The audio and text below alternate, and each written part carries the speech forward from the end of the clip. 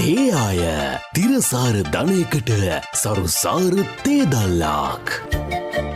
කුඩා තේවතු හිමියන්ගේ දැනුම සහ කුසලතා දියුණු කිරීම හරහා වඩා ශක්තිමත් සහ ආරක්ෂාකාරී ජීවනෝපායක් තහවුරු කිරීමත්, ඒ හරහා තේ කර්මාන්තයේ මුහුණ දෙන අභියෝගාත්මක තත්ත්වයන් සඳහා පවතින විසඳුම් සෙවීමත් අරමුණින් ඔබට ගෙනෙන ගුවන් විදුලි තේ සංග්‍රහය. තේ ආය තිරසාර ධනයකට සරුසාර තේදල්ලාක්. ආයිබෝවන් සුබ සන්ධ්‍යාවක් ඔබ හැම දෙනාටම.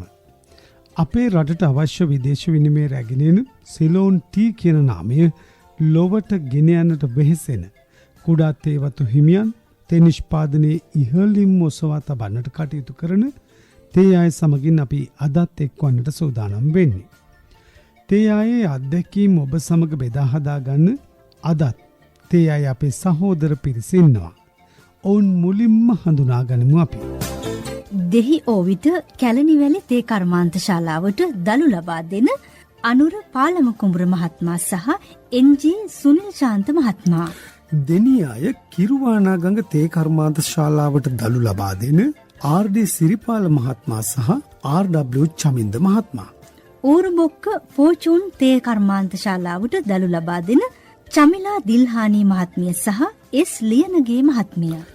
දෙනියාය ලුම්බිනි තේ කර්මාන්ත ශාලාවට තේ දළු ලබා දෙන WS. දිනේෂ් කුමාර මහත්මිය සහ චමිලා දමයන්ති මහත්මිය.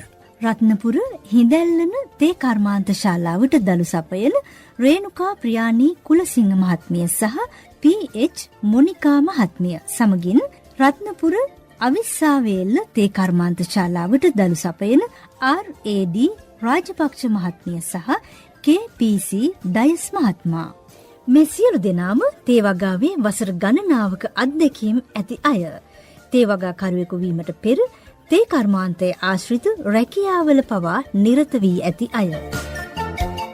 කුඩා තේවතු හිමියන් වන මේ සහෝදර පිරිසත් එක්ක අපි අද තේ ආයේ කතා බහ කරන්නේ මොනවද?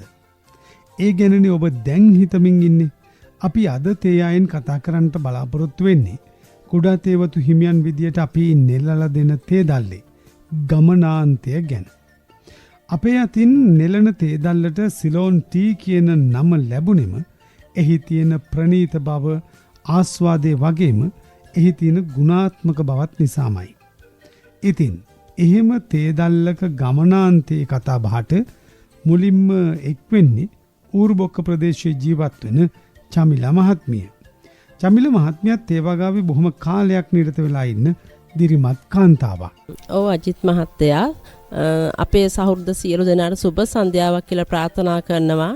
අපි මෙතෙක්කල් තේ පැලේ ඉඳලම අපි කතා කරේ තේ ගස සම්බන්ධව අපිට අත්‍යවශ්‍යම දෙයක් ලැබිලා තියෙන දැන් තමයි. ඒ කියන්නේ ඔන්න අපේ මිල කොහොමද තීරණය වෙන්නේ කියන එක අද අපේ මාතෘකාව වෙලා තියෙනවා. ඉතින් මම සම්බන්ධ වෙන්නේ තේ දල්ලේ මුල්ම අවධියට. ඒ කියන්නේ අපි කුඩා තේවතු හිමියෙක් විදියට දළු ටික නෙලලා තේ දළු ටික නෙලලා ගෙදරට ගෙනල්ලා අපේ දළු එකතු කරන මල්ලි වෙත දෙනකන් අපේ දළු ටික අපි දළු ගෝණියට දාලා අපි ඒක තමයි අපි කරන්නේ. එතකොට දළු ගෝණියට අපිට අවශ්‍ය ප්‍රමාණය අපේ ටී ෆැක්ටරි එකෙන් අපිට කියලා තියෙනවා දළු කිලෝ 22ක් 23ක් වගේ තමයි අපිට දෙන්න පුළුවන්. ඊට වැඩියෙන් අපි දළු දාලා තිබුණොත් ඇත්තටම අපේ ගොවියා හැදීමේ මුවාව නිසාම වෙන්න ඇති ඒ වැඩි කොටස ෆැක්ටරිය විසින් අපිට ලබා දෙන්නේ නැහැ. අපි තලලා අඹරලා තද කරලා දැම්මට ඒක අපේ ගොවියාට පාඩුවක් සිද්ධ වෙනවා. ඒක නිසාම අපේ ගොවියා පෙළඹිලා ඉන්න දළු කිලෝ එකක් අපතේ නොයවා වැඩිපුර තියෙන දළු ටික තවත් ගෝණියකට දමලා දෙන්න. ඉතින් අපේ තේ දළු එකතු කරන මල්ලි අපිට උපදෙස් දීලා තියෙනවා. එතෙන්දි කියනවා දළු ටික බලනවා. බලලා කියන ඔයාගේ තේ මේ මෝරලා තියෙනවා. එතකොට තේ දළු මේ කියන්නේ දවස් 10න් 12න් කැඩුවොත් එයාලා දන්නවා. එයාලා කම්පියුටර් සිස්ටම් වලින් වැටෙනවා. ඉතින් අපි අපේ දළු මෝරලා කියලා අපිට දළු කපනවා. ඒ වගේ දේවල් අපේ තේ ප්‍රමිතිය හදන්න තමයි මේ ෆැක්ටරි වලින් ගන්නෙ. ඉතින් අපේ චමින්ද මල්ලිත් දළු එකතු කරන මල්ලි කෙනෙක් කිරුවානගඟ මල්ලි නම් දන්නව ඇති කොහොමද එයාලා දළු ගොවීන්ගෙන් ගන්නකොට ඒවා කරන ප්‍රමිතිය. ඔව් චමිලක්කේ. ඔය තේ ගමනාන්තය ගැන නම් හරියටම මම කියන්න තේරෙන්නේ නැහැ. මම දන්නේ නැහැ අපේ මේ තේ ගැන දන්න මහත්තයෙක් ඇවිල්ලා අපේ ගැන අහමු. මම ඉතින් තේ ගොවියෙක් හැටියට තේ වගාව කරන ගමන් දලු ලයින් එකක් කරනවා. ඒ දලු ලයින් එකේ දලු එකතු කරලා මම කර්මාන්තශාලාවට ගෙනිහින් දෙනවා. ඒ අතරතුරේ මට හම්බ වෙනවා මේ ගොවි මහත්තුරු. ඉතින් ඔය හොඳම දලු දෙන අයත් ඉන්නවා. සාමාන්‍යයෙන් තලලා පොඩි කරලා දෙන අයත් ඉන්නවා. ඉතින් මම ඒ අය දැනුවත් කරලා තියෙන්නේ එහෙම දෙන්න එපා. එතකොට අපිටම තමයි පාඩුව. මේ හොඳ මිලක් ගන්න නම් අපි හොඳ දළු ටිකක් දෙන්න ඕන මේ කර්මාන්තශාලාවට. එහෙම නිසා එහෙම කරන්න එපා කියලා දැනට ගොඩක් අය හදාගෙන තියෙනවා. ඉතින් සමහරු කියන දේ අහනවා, සමහරු නම් ඉතින් කියන දේ අහන්නෙම නැහැ තාම. මේ ඒ කට්ටිය කියන්නේ අපිට අතින් බැරි නම් පයින් හරි දාලා අපිට සල්ලි දෙන්න කියලා. එච්චරයි කියන්නේ. ඒ කට්ටියගේ පරමාර්ථය තියෙන්නේ, බලාපොරොත්තුව තියෙන්නේ මේ මුදල. ඒ හරියට අපේ රටේ තේ ටික හැදිලා අපේ අර පිටරට සුදු මහත්තුරු තේ ටික ගත්තොත් තමයි අපිට මිලක් හම්බ වෙන්නේ. ඉතින් ඒක එයාලට ඒක තේරෙන්නේ නැහැ. අපි මේ සැරේ ඉඳලවත් අපි හොඳ දළු ටිකක් දෙන්න මේ පටන් ගමු කියලා. මේ ගැන අපි කියමු, අපි තව විස්තර කියන්න තේ ගැන දන්න අපේ රාජපක්ෂක්වත් ඉන්නවා විශ්වාවෙල්ලේ. එයාට කියමු තව ටිකක් පැහැදිලි කරලා කියන්න කියලා හොඳට. ඔව් චමින්ද මල්ලි, ඇත්තටම දළු ගැන කිව්වහම අපි දළු කැඩීමේදී පවා අපි ඉස්සෙල්ලාම ප්‍රමිතිය බලන්න ඕනේ. මොකද දළු කැඩීම තමයි ප්‍රධානම වෙන්නේ. ඒ කියන්නේ දළු අපි සාමාන්‍යයෙන් දළු දෙන්න ඕනි කොළ නැතුව හොඳ නොමේරු දල්ලක්. ඒ කියන්නේ නොමේරු දල්ලක් කියන්නේ අපි දෙන ආයතනයේ නම් ගන්නේ තිරයයි දළු දෙකයි. ඇත්තටම තිරයයි දළු දෙකයි කිව්වට ඒක නොමේරුනේ. සමහර ෆැක්ටරි වල ගන්නවා මේ කොළ 4 තියෙන එකත් ගන්නවා. ඇත්තට මේක ප්‍රමිතිය අඩුයි. මොකද කොළ වැඩි වුණාම දැල්ලේ රසය නැති වෙනවා. ඇත්තටම ඇඹරීමේදී ඔය හොඳ දළු එන්න නම් අපි තලන්නේ නැතුව දළු නෙලීමේදී හොඳ දළු කඩන්න ඕනේ. එතකොට මේ දළු මේ කැඩීම කියන්නේ මේ දළු පොඩි කරන්නේ නැතුව අපි ගන්න දළු නෙලන කූඩේ තියෙනවානේ. කූඩේට පවා අපි හොඳට දළු තලන්නේ නැතුව ගන්න මිටිය අතේ තද කරගෙන ඉන්නේ නැතුව ඉක්මනටම ඒකට පොඩි වෙන්නේ නැති වෙන්න දාන්න ඕනේ. එතෙන්දී ඒකෙනුත් තව ගෝණියකට අපි අසුරනවානේ. ඒක එකතු කරගෙන ඉන්න අමාරුයිනේ. ඊට පස්සේ එතෙන්දීත් ඉක්මනට මේකට දළු ටික තලන්නේ නැතුව හොඳට අවුස්සලා වගේ දාන්න ඕනේ. එතකොට දළු ප්‍රමිතිය වැඩි වෙනවා. එතකොට තමයි අපිට මිලත් වැඩි වෙන්නේ. ඒ මිල වැඩි වෙන්න නම් අපි හොඳ දළු දෙන්න ඕනේ. ඇත්තටම අපි අපේ ශ්‍රාවකයන්ට කියන්නේ හොඳ දළු දෙන්න. එතකොට අපේ ප්‍රමිතිය වැඩි වුණාම හොඳ අපිට මිලක් ලැබෙනවා. ඒ වගේම අපේ ගැනුම් කරුවොත් මේ හොඳ මිලක් අපිට ලබා දෙනවා. මොකද අපේ ආයතනත් හොඳ දියුණු වෙනවා. ඇත්තටම රටට හොඳට ඩොලර් රුපියල්ටත් පුළුවන් හොඳ තේ දල්ලක් නිර්මාණය කරාම තමයි. ඔව් දැන් මේ රාජපක්ෂ නංගි කියන විදියට ඊටාම වැදගත්තුණු කාරණා ගණනාවක් තමයි කියන්නේ. දැන් තේ දල්ලේ ගමනාන්තය කිව්වම ඈත යුරෝපයේ හෝ මැද පෙරදිග එහෙම නැත්නම් රුසියාවේ මේ වගේ බොහෝ තැන්වල සිලෝන් ටී කියන නාමය බොහොම බැබලෙනවා. ඒ නම තියාගන්න තමයි අපි හැම වෙලාවෙම උත්සාහ ගන්න. හැබැයි ඒ නම වඩාත් හොඳින් පවත්වාගෙන යාමේ මූලික තැන තමයි තේවත්තෙන් කඩන තේ දල්ල නිවැරදි විදියට කර්මාන්තශාලාවට ලබා දෙන එක. ඒ ඇත්තටම මේ ඩයස් මහත්මයා බොහෝ අත්දැකීම් තියෙන කෙනෙක් විදියට දැන් අපිට කියන්නකො මේ කර්මාන්තශාලාවට වඩා හොඳ තේ දල්ලක් දෙන්න අපේ ගොවියෝ මොනවද කරන්න ඕන, මොන විදිහේ කාරණා ගැනද අවධානය යොමු කරන්න ඕන? බොහොම ස්තුතියි අජිත් මහත්තයා. එතකොට දැන් මේ කට්ටිය හැම තේ ගොවියම කියන්නේ අපි හොඳ දළු තමයි ලබා දුන්නේ කියලා. අපි දැන් හොඳ දළු කියන්නේ මොනවද කියන එක ඉස්සෙල්ලම අපි තෝරගන්න වෙනවා. එතෙන්දී අපි බලන්න ඕනේ තිරයත් පාත්‍ර දෙකත් නොමෙරු කොලයත් එක්ක නොමෙරු වංගි දල්ල. මේ ටික තමයි අපි හොඳ දළු වෙන්නේ.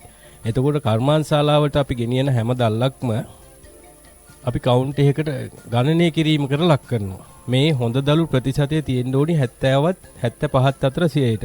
එතකොට තමයි අපිට හොඳ තේ එකක් නිර්මාණය කරන්න හොඳ දළු ලැබුණායි කියලා කියන්න පුළුවන් වෙන්නේ. එහෙම නැතුව කලවමට හම්බෙච්ච දළු ටික ගෙනහිල්ලා දුන්නාම අර ලීෆ් කවුන්ට් එක නැත්තම් දළු ගණනය කිරීම පහළ ගියාම අවසාන උත්තරේ තේ හොඳ නැති වෙන එක. එතකොට කර්මාන්තශාලාව ලොකු පිරිවැයක් දරාගෙන තේ ගොවියට 68%ක මුදලකුත් දීලා 32ක් වෙනුවෙන් මේ ලොකු කැපකිරීමක් කරන්නේ. එතකොට අපි බලාපොරොත්තු වෙනවා දළු කිලෝ 100ක් ෆැක්ටරියට හම්බුනොත් දළු කිලෝ 20ක් 25ක් හොඳ දළු එළියට දාන්න පුළුවන් කියලා. එතකොට අර 100ටම රුපියල් 100 ගානේ හරි අපි දීපු ගොවියට ගෙවන්නත් ඕනේ. ඒ වගේම මේ කර්මාන්තශාලාව දුවන්න ආදායම හොයන්නත් ඕනේ. ආදායම හොයන්න වෙන්නේ මේ රසවත් ඒක කවුරුන් හෝ විදේශිකයෙකු හෝ ස්වදේශිකයෙකු මිලට ගත්තොත් පමණයි. යාට හොඳ රසක් දැනුනොත් හොඳ පෙනුමක් තිබ්බොත් තමයි මේ කලවි වෙන්නේ. ඊට පස්සේ මේ ගෙනත් දෙන දළු ටික අපි කර්මාන්ත ශාලාව ඇතුලේ කිරලා ඇතුලට බාරගත්තාම වාට්ටම් කරන්න දානවා. වාට්ටම් කරන්න දානවා කියන්නේ මේ දළු ටික මැලවෙන්න හරින්න ඕනි අපි දවසක්. ඒ මැලවෙන්න හැරියට පස්සේ තමයි මේකේ තියෙන රසායනික ප්‍රතික්‍රියා ටික ටප් එක කියන එක ඇතුලේදී මේ ස්වභාවිකවම මේක අපි කරගන්නවා. નિયમિત උෂ්ණත්වයේ යටතේ ඒක අපි කරලා පහවදා අපි උදේ 8-9 වෙනකොට රෝලින් කරන්න පටන් ගන්නවා. මේක කොටන්න තලන්න බෑ. අර හොඳ දළු ආවොත් තමයි මේ රෝලින් කරද්දී අඹරද්දී નિયમિત ප්‍රමාණයට රසායනික ප්‍රතික්‍රියාවන් වෙලා රසය කහට නියමාකාරයෙන් අපේ දළු වලට වැටෙන්නේ. එහෙම නැතුව අර සවුතු දළුත් එක්ක හැදුනොත් මේක රෝලින් කරන්න වෙනවා අපිට රෝල් 2-3ක් පාවිච්චි කරලා දාන්න වෙනවා. එහෙම කරගෙන යන්න ගියාම අපිට යන ප්‍රමාණය වැඩි වෙනවා. ඉතින් අන්න ඒක තමයි අපි කියන්නේ හොඳ දළු ලබා දුන්නේ නැත්නම් මේ හොඳ මිලක් අපිට ලබා ගන්න බැරි වෙනවා. අපි තව දුරටත් අපි ඌරුබොක්කේ දිල්හානි මිස් කෙනුත් මේ ගැන අහලා බලමු. ඕඩයිස් මහත්තයා විස්සාවෙල්ලේ අපි එතකොට මේ හොඳ නොමේරු දෙකහමාර වංගි කොළය ඒව කොහොමද අපි හැබැයි පෝර දාලා හොඳට නඩත්තු කරොත් තමයි අපි කියන ওই හොඳ සාර්ථක දල් අපට ගන්න පුළුවන් වෙන්නේ. ඒක නිසා ඒ පෝර දාලා පුළුවන් නම් සිංක් සල්ෆේට් ගහලා හොඳ දැල්ලක් තියුණොතින් ඒක හොඳ දෙකහමාරට ඒ විදියට ඇදිලා ෆැක්ටරියට දෙන්න පුළුවන්. එතකොට තමයි දැන් වැහි කාලෙනේ අපේ සමහර මේ ගොවි මහත්මීන් කරන වැඩක් තමයි ගහනවා වතුර 120ක් වැඩි කරගන්න. මොකද අපේ ආදායම විතරයිනේ හිතන්නේ. එතකොට ෆැක්ටරියෙන් වෙන අපහසුතා ඒව කිසිම දෙයක් අපේ කට්ටිය හිතන්නේ. ඇත්තටම හරීම වැරදි වැඩක් තමයි වතුර ගහනවා, ওই දළු සරම මිරිකනවා. සුදු මහත්තුරු දැක්කොත් අපේ තේනම් ගන්න එකකුත් නෑ ඇත්තටම. ඔයි කරන වැරදි වැඩ දැක්කොත්. ඒක නිසා මේ හොඳ දල්ලක් හොඳ නිෂ්පාදනයක් වෙන ෆැක්ටරියට අපි නොමේරු නොතෙලුණු දළු දෙන්න ඕනේ. එහෙම නේද පාලම් කුඹුරයි. බුරුබොක්කේ දිල්ලානි මහත්මිය බොහොම වැදගත් කාරණා ටිකක් කිව්වා. එතකොට මේ අමු තේ දළු අපේ තේගොවි මහත්මීන්ගෙන් ගෙනාවට පස්සේ කර්මාන්තශාලාවකින් අතවතෙන් සෑහෙන කාර්යභාරයක් කරනවා. ඉතින් ඒ කාර්යභාරයේ ටිකක් අපේ ඩයස් මහත්තයා කිව්වා. එතකොට ඊටාම් වැදගත් කාර්යභාරයක් කරනවා. එතකොට ඒගොල්ලෝ අමුදළු එකතු කරලා පැසවීම ක්‍රියාවලියත් තේ කුඩු වියලීම ලිප දර ලිප හෝ ලී කුඩු ලිප මගින් ඊළඟ වර්ග කිරීම ඊළඟ පැක් කිරීම ඊළඟ කොළඹ තේ වෙන්දේසියට යොමු කිරීම ඊට පස්සේ මේ ටික පාරිභෝගිකය අතර යන්නේ. ඉතින් මේ ක්‍රියාවලියේදී අත් වශයෙන් අපි එතනදිත් මේ කතා කරන්න ඕනේ. මොකද කර්මාන්තශාලාවේ සිටින නිලධාරි මහත්තුරු සෑහෙන කැපවීමක් එතනදී කරනවා. මොකද මම කැලණිවත් තේ ෆැක්ටරියට ගියා දැන් දවස් 2-3ක ඉස්සලා මෙතනදී තොරතුරු ටික ගන්න. ඇත්ත වශයෙන් ඒකට යනවා රෑ 8ට විතර ඇති. ඒ වෙලාවත් ඇත්ත වශයෙන් ස්ත්‍රී පුරුෂ දෙපක්ෂේම ඒ කර්මාන්තශාලාවේ වැඩ කරා. මොකද ඒ දළු ටික අමුදළු ගෙනාවට පස්සේ පැය 24ක් යනකොට තේ නිෂ්පාදන ඇති කරලා වෙළඳ පොළට යවන තත්ත්වයට ගෙනල්ලා තියෙන්නේ. ඒතකොට සතියක් ගානේ කොළඹ තේ වෙන්දේසියක් තියෙනවා කිව්වා. ඒතකොට මේ තේ වෙන්දේසියේදී කර්මාන්තශාලාවෙන් බලන උපරිම මිලකට තමන්ගේ තේ දළු නිෂ්පාදන ටික අලෙවි කරන්න. ඉතින් ඒක ඊළඟට මට මේ තව කාරණයක් කියන්න තියෙනවා. අත් වශයෙන්ම තේ කර්මාන්තශාලාව සම්බන්ධව මේ කුඩා තේවදු හිමියන් සහ තේ කර්මාන්තශාලා අතර සම්බන්ධතාවය නම් බොහොම අඩුයි. සමහර කර්මාන්තශාලා වලින් නම් කුඩා තේවතු හිමියන්ගේ එකතු කරලා රැස්වීම් තියලා ඒ වගේ සම්බන්ධතාවයක් තියෙනවා. නමුත් ඒක හුඟා දුරට කෙරෙන්නේ නැත්තන් තියෙනවා. ඒක නිසා කුඩා තේවතු මේ හිමියන් සහ කර්මාන්තශාලාව අතර හොඳ සම්බන්ධතාවයක් නැහැ. ඒ කියන්නේ කුඩා තේවතු හිමියා දැනගත යුතුයි කර්මාන්තශාලාවේ මේ තේ දළු ටිකින්චට පස්සේ මොකද්ද කරන්නේ, කොහොමද මේක කරන්නේ, අපිට හොඳ මිලක් ගන්න මොකද්ද කර්මාන්තශාලාවෙන් කරන්නේ කියන එක සම්බන්ධව ඇත්ත වශයෙන් අවබෝධයක් නැහැ. තව එකක් ඒකට ඒගොල්ලෝ කුඩා තේවතු හිමියන් කියනවා අපේ දළු මෙච්චර කපනවා, තෙත බර මෙච්චර කපනවා, ගෝණි බර මෙච්චර කපනවා. මේ වගේ සැකේට භාජනවලුත් තියෙනවා. ඉතින් මෙතනදී හරියද කවුද හරි කවුද වැරදි කියන එක අත් වශයෙන් පැහැදිලිව දන්නේ. ඒකයි කියන්න තියෙන්නේ මේ අජිත් මහත්තයා ඒ සම්බන්ධව. ඔව් ඇත්තටම මේ පාල්ම කුඹුර මහත්මයා ඉතා වැදගත් වූ කාරණා ගණනාවක් මතු කරන්නේ. දැන් අපි මුලිනුත් කියවනේ තේ දැල්ලේ මේ ගමනාන්තය කොහෙද කියලා අපි දන්නේ නැහැ. නොදන්නා අවසානයක් වෙනුවෙන් එහෙම නැත්නම් අවසන් පාරිභෝගිකයෙක් වෙනුවෙන් තමයි අපේ කුඩා තේවතු හිමියෝ බොහොම ඕනෑකමින් මේ තේ දළු නිෂ්පාදනය කරන්න දායක වෙන්නේ. දැන් මේ තේ දළු ෆැක්ටරියට එනකන් අපි කතා කරා. ඒ වගේම එතෙන්දි තියෙන ප්‍රශ්න කීපයකුත් ඉදිරිපත් වුණා. අපි කැමති මේ දක්ෂිණ වැවිලි සමුපකාර සමිතියේ අධ්‍යක්ෂවරයෙක් විදිහට කටයුතු කරන කිරුවානගංග කර්මාන්තශාලාවට සම්බන්ධ අජිත් රූපසිංහ මහත්මයාගෙන් විමසන අර කිව්ව කාරණා කර්මාන්තශාලාව සහ කුඩා තේවතු හිමියන් අතර සම්බන්ධය. ඒ වගේම කර්මාන්තශාලාවට එන තේ දළු ප්‍රවාහනය, තේ දළු නෙලීම, මෙන්න මේ දේවල් කොහොමද බලපාන්නේ අර තේ දල්ලේ අවසන් ගමනාන්තයේ කියන අපිට ලැබෙන උපරිම මිල වෙනුවෙන්? මම හිතන්නේ හොඳ තාමත්ම කාලෝචිත මාතෘකාවක් අපි අද කතා කරන්නේ. විශේෂයෙන්ම සිලෝන් ටී කියන්නේ අපේ රටට තියෙන අභිමානයක්. ඒ නිසා අපේ රටට තියෙන වත්කමක් විදිහට කිව්වොත් මම නිවැරදි. ඒ නිසා විශේෂයෙන්ම අර අපි කතා කරා වගේ මේ තේ කර්මාන්තය තුල කුඩා තේවතු ගොවියා සහ කර්මාන්ත ශාලාව කියන කාරණා දෙක දෙපාර්ශ්වයට ලොකු වගකීමක් තියෙනවා. කර්මාන්ත ශාලාවට තනියෙන් හොඳ තේ හදලා මේ විල වැඩි කරන වැඩේ කරන්න බෑ. right. ඒ වගේම කුඩා තේවතු හිමියටත් තනියෙන් ඒක කරන්න බෑ. මේ කණ්ඩායම සියල්ලක්ම එකතු වෙන මේක තරම් පොඩි දන්වලක් වගේ කාරණාවක්. පොඩි සම්බන්ධතාවයක් තියෙනවා. ඒතර කුඩා තේවතු ඉඩම් හිමි ගෝයි මහත්තයාට තේ තලු ටික කඩලා තමන්ගේ වගකීමෙන් බැහැර වෙන්න බෑ. නමුත් කර්මාන්ත ශාලාවටත් නිෂ්පාදනය කරලා මොනවා හරි දළු අරගෙන නිෂ්පාදනය කරලා ඒ වගකීම් බැහැර වෙන්න බෑ. ඒ වගේම අතරමැදි තරවකාර සමාගම ඉන්නවා. ඒ වගේම බයස් දක්වා නැත්තම් තේ බොන කෙනා දක්වා යන ගමන් මගට අපි හැම කෙනාගේම සහයෝගයක් තියෙන්න ඕනේ.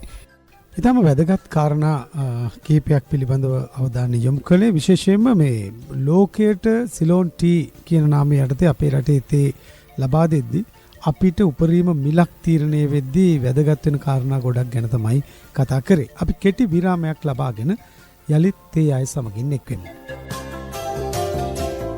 ඔබ මේ සවන් දෙන්නේ තේදළු නිෂ්පාදන ධාරිතාවයේ සහ තේදළු වල ගුණාත්මක භාවය ඉහළ නංවා ගැනීම සඳහා අනුගමනය කළ යුතු කුඩා තේ කර්මාන්තයන්ට අදාළ නිවැරදි සහ කාලීන කෘෂිකාර්මික පුරුදු පිළිබඳව තොරතුරු ඔබට ගෙනේන තේ ආය ගුවන් විදුලි වැඩසටහනටයි.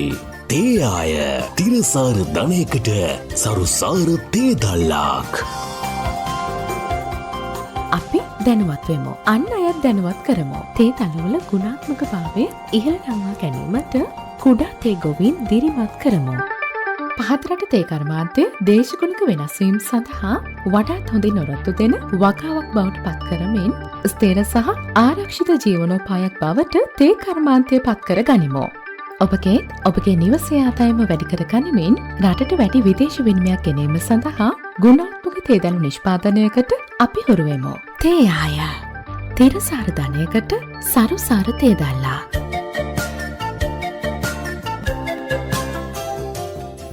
විරාමයේ අනතුරු අපි යලිත් එක්වන්නේ තේ ආය සමගින්. අද දවසේ අපි කතා කරන කාරණාව ඉතාම වැදගත්. තේ මිල පිළිබඳවම නොවුනත් විශේෂයෙන්ම අපේ රටේ අපි නිෂ්පාදනය කරන තේ දල්ලේ අවසන් ගමනාන්තය පිළිබඳව කතා කරද්දී තේ මිල පිළිබඳව කතා නොකරම බෑ. ඉතින් අපි කර්මාන්තශාලාවට තේ දළු ලබා දීමෙන් පසු ඊට පස්සේ කර්මාන්තශාලාව තුල සිදුවන කාර්යයන් අනතුරුවත් තවත් ඉතා වැදගත් වුණු කාර්ය ගොඩක් තිබෙනවා. මේ විශේෂයෙන්ම තේ දල්ල අවසන් පාරිභෝගිකයා අතට පත්වන තෙක්. අපි කැමති මේ සුනිල් අයියගෙන් අහන්න දැන් කොහොමද දැන් ඔබේ අත්දැකීම ඔබ දන්නේ මොනවද මේ තමන්ගේ වත්තෙන් කඩන තේ දල්ල අවසානයේට බොන කෙනා පිළිබඳව මොන වගේ අදහසක්ද තිබෙන්නේ? ඔව් අත්මත සුබ සන්ධ්‍යාව සියලු දෙනාටම මම හිතන්නේ දැන් තේ දල්ල කිව්වහම අපි තේ දල්ල කඩලා විතරක් මදි කර්මාන්තශාලාවට හොඳ දල්ලක් ඉදිරිපත් කරනවා ගෙනත් දෙන්න ඕනේ. දළු කඩන කට්ටිය ගොඩාක් පොඩි කියලා කියන්නේ ඒගොල්ලන්ගේ මතයක් තියෙනවා මේ ගෝණියට දාලා තද කරාම බර වැඩි වෙනවා කියලා. එහෙම මතයකුත් තියෙනවා. ඒ ගොවියාතේ තියෙන සම්පූර්ණයේ මේ තියෙන මතයක් විතරයි. මම අහන්න කැමතියි අපේ මොනිකා මහත්මියගෙන් මේ පැත්තේ කොහොමද කටයුතු කරන්නේ කියලා. ඔව් සුනිල්යි අපි කරන්නේ තේ වත්තෙන් තේ දළු ටික කඩලා එන ෆැක්ටරියේ මහත්තයාට දෙන එක.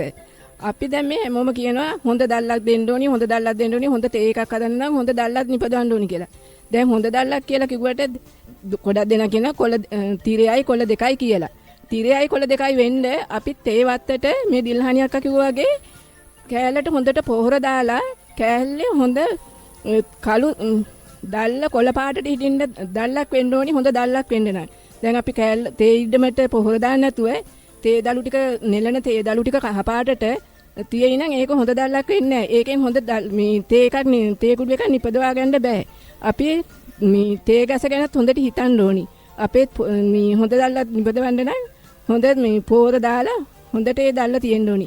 ඇත්තෙන්ම දැන් අපි කරන්නේ තේ අර දළු කඩන එක්කෙනා කරන්නේ දවසේ දළු කිලෝ ගාන වැඩි කරගන්න ඔහේ කඩාගෙන යනවා. තේ දළු ටික පොඩි වෙනවා. පොඩි වීමෙන් අපේ තේ දළු වලට වෙන හානිය ගැන අපි හිතන්නේ නැහැ. ඒක දන්නේ ඉතින් අර තේ දළු ගෙනියන්නේ මහතුරු කියනවා. තේ ෆැක්ටරිය තමයි ඒක නිගමනය කරන්නේ. ඉතින් අපි ඇත්තෙන් තේ ගොවිය හැටියට හොඳ දැල්ලක් දෙන්න ඕනේ නේද සිරිපාලයි? මොමනිකා මහත්මිය තේයි සහභාගීලා ඉන්න අපි සියලුම දෙනා දැන් මේ තේ නිෂ්පාදනයේදී හොඳ තේ නිෂ්පාදනය කරන්න නම් අවශ්‍ය දේවල් ගැන බොහෝ දෙයින් කරුණු ඉදිරිපත් කරනු ලැබුවා. ඇත්තටම පළමුවෙන්ම තේ හොඳ තේ නිෂ්පාදනය කරන්න නම් හොඳ සරුතර තේ වගාවක් අපි පවත්වාගෙන යන්න ඕනේ. තේ නිෂ්පාදනයේ සුදුසු දළු අපි නිෂ්පාදනය කරලා තේ කර්මාන්තශාලාවට දෙන්න ඕනේ. තේ කර්මාන්තශාලාවේ තියෙන විශාල ක්‍රියාවලියක් මේ නිමිතේ නිෂ්පාදනය කිරීමේදී. ඒ තේ නිෂ්පාදනය කිරීමේදී ප්‍රමිතිය තියෙන්න ඕනේ. ඒක සෞඛ්‍ය ආරක්ෂිතව නිෂ්පාදනය කරන්න ඕනේ. ඒකට තේ කර්මාන්තශාලාවේ විවිධ ක්‍රියාමාර්ග ගන්න ක්‍රමවේදයන් සකස් කරලා තියෙනවා. අපේ තේ නිෂ්පාදනය නිසියාකාරව කරලා අපි හොඳ තේ නිෂ්පාදනයක් විදේශ රටවල් වලට යවලා අපි මේ අවශ්‍ය විනිමය අපේ රට ලබා ගන්න. ඒකෙදී අපිට අවශ්‍ය පහසුකම් සියල්ල අපි සකසාගෙන ඒක නිසියාකාරව ඉෂ්ට කරන්න ඕනේ කියන එක තමයි මම අදහස් කරන්නේ. යනවා මම මේ අවස්ථාවේදී මේ සම්බන්ධව තවදුරටත් කරුණු දැනගන්න උරුබොක්ක පෝචුන් තේ කර්මාන්තශාලාව නියෝජනය කරමින් පැමිණ සිටින ජනගේ මහත්මියට අවස්ථාව සලසා දෙන්න. දැන් තේ දැල්ල ෆැක්ටරියට බාර දුන්නට පස්සේ අපිට ඒ තේ නිෂ්පාදනය උඩ රට පහට රට කියලා කොටස් දෙකකට වගේ තියෙනවා. ඒ තේ වර්ගවල ඒ උඩ රට පහත රටවල රසය එකට එකක් වෙනස්. ඒ වගේම මම අහන්න කැමති මේ තේ කොළ කෙලින්ම අපිට පිට රටට එහෙම මේ යවන්න බැරිද කියලාත් මම තේ මහත්මයාගෙන් අහන්න කැමතියි. ඔව්ලියනගේ අක්කේ මේ මම නම් මේ පැටේරියේ මාසයක් වැඩ කරලා තියෙනවා. ඒ වෙලාවේ මේ වාට්ටම් කරන්න දළු දානකොට තැම්බිච්ච දළු වෙනම දානවා. තැම්බිච්ච නැති දළු වෙනම දාලා වාට්ටම් කරන්නේ. ඉස්සර වෙලා උදේට අඹරන්න ගන්නකොට අඹරන්න ගන්නේ අර තැම්බිච්ච නැති දළු. ඒ දළු අඹරලා මේ බිම තවම් කරනවා. පින්න වැදිලා ඊට පස්සේ සල්ලඩ 3ක හලනවා 1 2 3 කියලා ඒ වෙන් කරලා ඒ තුන් පංගුව තුන් ආකාරයකට තමයි ලිපේ මේ තුනි කරලා ඒවා මේ වේලෙන්ඩ යවන්නේ. මම අහනවා දෙනියායේ සුරංගමල්ලි කෙනුත් මේ තව වැඩි මේ විස්තර කියන්න කියලා. ඔව් දැන් අපේ සහෝදරයන් ගොඩක් කතා කරා මේ තේ කවුන්ට් එක ගැන කතා කරා. හොඳ තේ දැල්ලක් අපේ ෆැක්ටරියට යවන්න ඕන කියලා කතා කරා. එතකොට අපි මෙතෙන්දි සලකා බලන්න ඕන විශේෂ කාරණා කීපයක් තියෙනවා. අපි නියමිත දිනට දින දවස් 7ට හොඳ දැල්ලක් කඩාගත්තත් අපිට සමහරලාට අපේ තේක ෆැක්ටරියට යනකොට ඒක නිසියාකාර හොඳ ප්‍රමිතියෙන් ගිහිල්ලා නැහැ. ෆැක්ටරියට අපි කරන දැල්ල යන අතරතුර ලොකු බලපෑම් ටිකක් ගොවියෝ වෙන අපි අතින් සිද්ධ වෙනවා. එතකොට අපි නිතරම වග බලා ගන්න ඕන ඉඩමෙන් දළු ටික කඩලා ගෝණි කරන්න කලින් අසුරන තැන. එතන හොඳ පිරිසුදු තැනක් විය යුතුයි. ඒක අනිවාර්යයෙන්ම අපි ඒ පිළිබඳව වග බලා ගන්න ඕනේ. ඊළඟට එතනින් අපි ගෝණි කිරීමේදී අපි විශාල වශයෙන් දළු අහුරු අරගෙන ගෝණියට දාන්න ගියොත් එතනින් දැල්ලට වෙන හානිය ඊටම වැඩි. ඒකත් අපි හොඳට සිහිය තබාගෙන දළු ටික ටික අරගෙන දළු ගොඩ පා ගන්න නැතුව නිසියාකාරව අපි දළු ටික ගෝණි කරගත යුතුයි. එතනොත් අපිට දැල් ආරක්ෂා කරගන්න පුළුවන්. ඊට පස්සේ ගෝණි කරගත්තට පස්සේ දළු ෆැක්ටරියේ වාහනේ එන තෙක් අපි දළු ගෝණිය තියලා තියෙන ස්ථානය ඒකත් අපි ඊටම වැදගත්. මොකද ගොඩක් අය වහින වෙලාවටත් පාරායිනේ පවා මේ දළු එක දාලා දිනවා. ඒකට අර හේදිලා එන වතුර ඒ ජරාව පවා මේ අපේ දළු එකට එකතු වෙන්න පුළුවන්. එහෙම වුණාම දල්ලට වෙන හානිය වැඩි.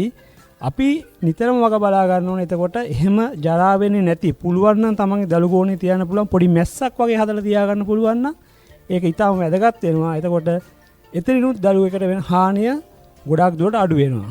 ඔන්න ඔය ආකාරයට දළු කඩන ගොවිය විදියට අපි ඔය ටික උතනින් කරනවා නම් මම හිතන්නේ දළු වාහනයට දළු ගෝණිය බාර දෙන අවස්ථාව වෙනකොට සාමාන්‍යයෙන් 90% අපිට දළු කවුන්ට් එක රැක ගන්න පුළුවන්.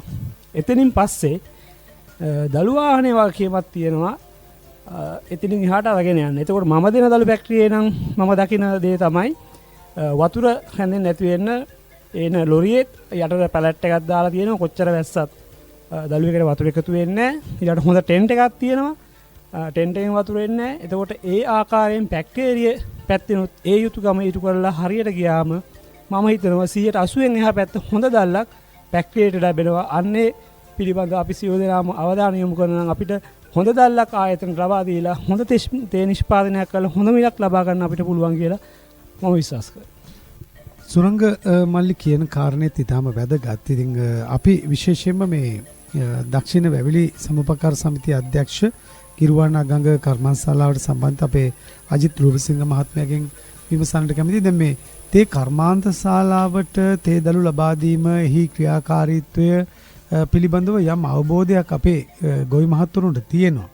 හැබැයි තේ කර්මාන්තශාලාවෙන් නිමි තේ විදියට නිෂ්පාදනය කරද්දී එය කොහොමද මේ ලෝකයට ගෙනියන්නේ, ලෝකයට අලෙවි කරන්නේ, මෙන්න මේ කාරණා ඇත්තටම කොහොමද සිද්ධ වෙන්නේ? ඒ කාර්යය ටිකත් බොහොම සංකීර්ණයි කියලා අපි හිතනවා.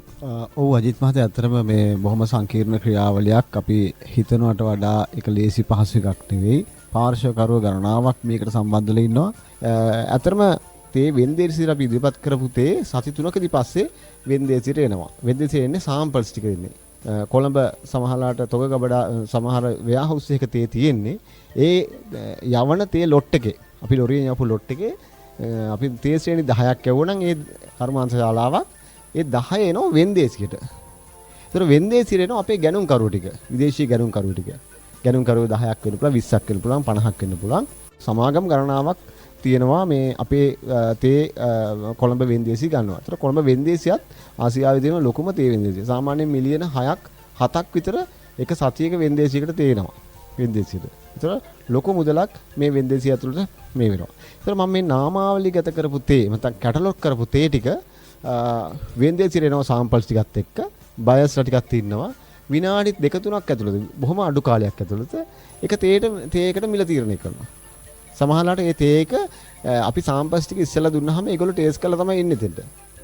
ටී ටේස්ටිං කියන්නේ වෙනම විෂයක්. ඒතර ඒක තුල කියන්න පුළුවන් හොඳ දක්ෂ තේ රස බලන්නකට පුළුවන් කියන්න මේ තේකේ මිල කීයද කියන එක. මේ තේක කොහෙන්ද ආවේ කියන එක. මේ තේක මොන පළාතේද පවා කියන්න පුළුවන් දක්ෂ ටී ටේස්ටර්වරු ලංකාවේ හිටියා. අදටත් ඉන්නවා සමහර අය. ඒ නිසා එහෙම අභිමානයක් තියෙන කර්මාන්තයක් මේක. මෙන්න මේ විදිහට තමයි වෙළඳපොළ තේ ටික එන්නේ. ඊටම වැදගත් සහ හොඳ පැහැදිලි කිරීමක් අජිත් රූපසිංහ මහත්මයා සිදු කළේ. අපි අද දවසේ තේ ආයෙන් සමගෙන යන්නට සූදානම් වෙන්නේ. අදත් තේ ආය තුල ඔබව ජයග්‍රාහකයෙක් බවට පත් කරන පැනය ඉදිරිපත් කරන්නට සූදානම්. ලෝක වෙළඳ පොලේ තේ සඳහා ඉහළම මිලක් ලබා ගන්නට තේ ගොවීන් ලෙස අපට කළ හැකි කාර්ය දෙකක් සඳහන් කරන්න. ලෝක වෙළඳ පොලේ තේ සඳහා ඉහළම මිලක් ලබා ගන්නට තේ ගොවීන් ලෙස අපට කළ හැකි කාර්ය දෙකක් සඳහන් කරන්න.